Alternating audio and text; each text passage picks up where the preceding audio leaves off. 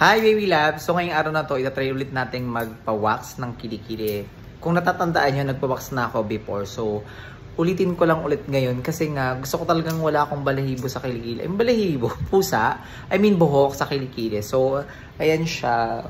So before and after muna tayo. So good luck.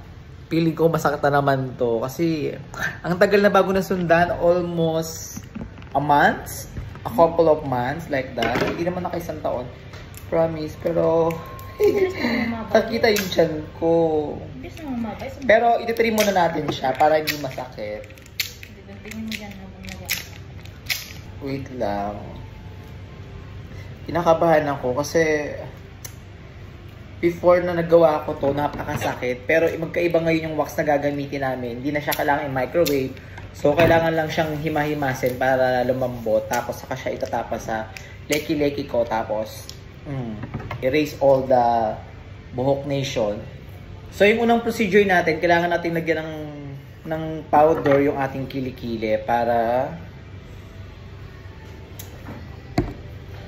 smooth.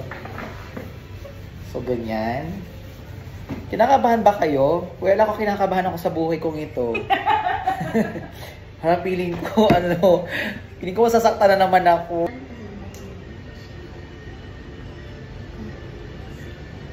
Lang ah. Hindi pa! Be, sabi mo ko pubunutin na. Oo, didikit mo muna to. Ito na naman po ako. Di ba?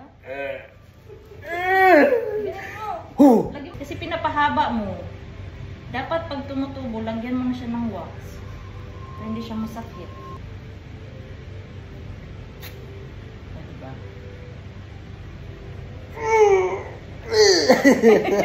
Kunti na lang, be. Ano mo lang.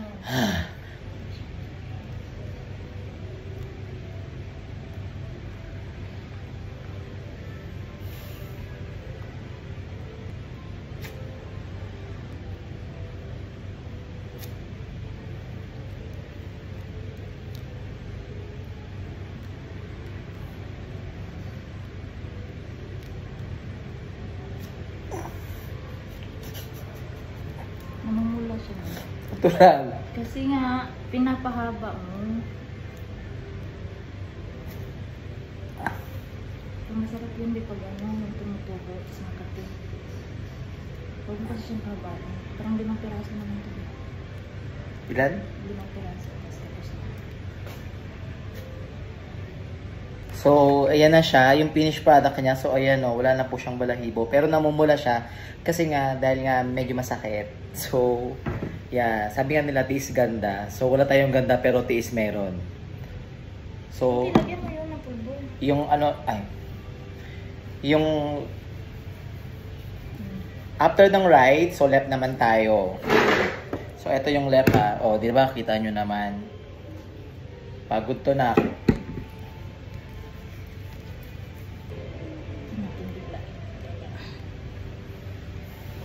So, ganyan yung pagkakakabit ko. Oh. Parang may tayo sa kilikili. Ow!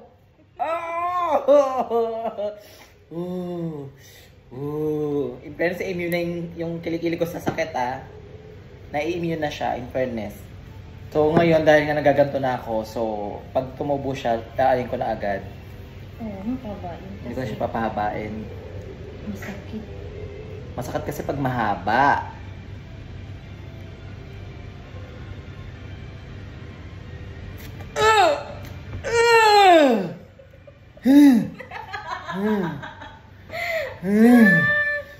Oh!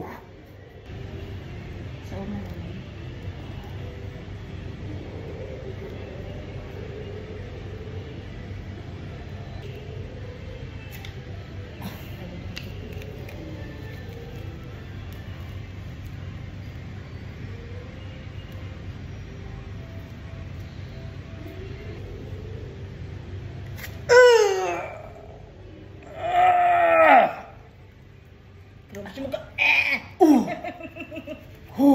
Kunti na lang din.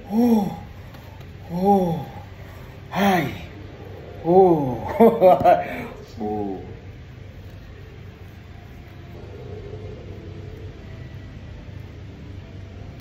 Kasi ang sakit kasi. Be. Kunin mo kamay mo. Hindi sa didikit eh.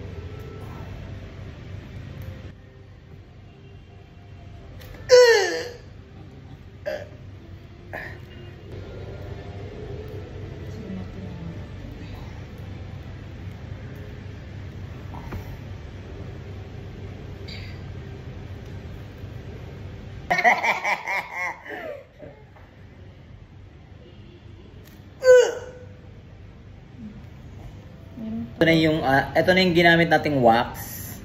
So almost yung wax, parang 100% na yung buhok nakapaloob sa kanya. Ayan oh, dami oh. Kita nyo ba dyan? Ew, so dirty. Char. So ito na ating finished product ng ating pakili-kili wax. So ayan, mapula-pula lang siya pero malinis na siya tingnan oh. Oh. Mapula. Ito rin yung kabila. Oh. Hello. Ganda. So yun lang. Masakit pero worth it kasi gusto ko magsando para hindi na masyadong pag malago na dapat binawax na. So yun lang. Baby loves, thank you so much.